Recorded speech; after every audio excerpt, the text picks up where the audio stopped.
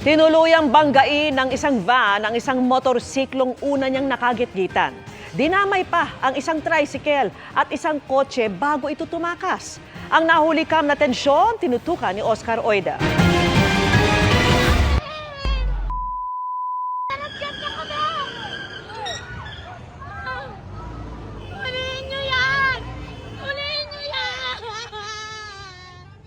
Napahagulgol na lang ang backride ng isang motorsiklo habang papalayo ang van na nakabundol umano sa kanila sa may panulukan ng Velasco at San Agustin Street sa Pasig City.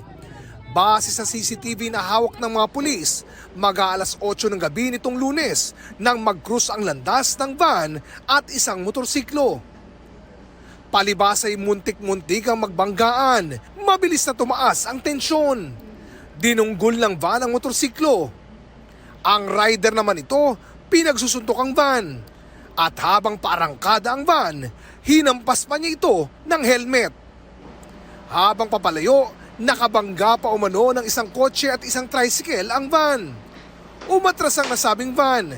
Makikita pang pinipigilan ito ng ilang enforcer. Hanggang sa nakaladkad na nito ang motorsiklo ng nakaalitan niyang rider. Bago nakapagmaniobra at nakasibat papalayo. Ang panawagan ko lang po dun sa nakabangga sa amin. Kilala na namin siya personally, nakita ko na rin yung account nila. Willing naman kami makapag-usap. Kailangan lang namin siya makaharap kasi hindi biro yung natamo naming trauma, especially ako.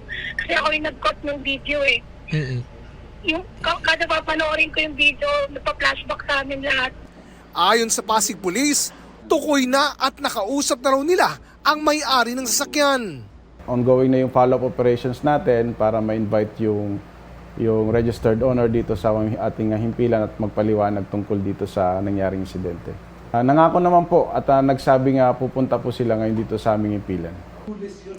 Posible umunong maharap sa kasong malicious mischief at physical injury ang driver ng nasabing van. Para sa GMA Integrated News, Oscar Oida, nakatutok 24 oras.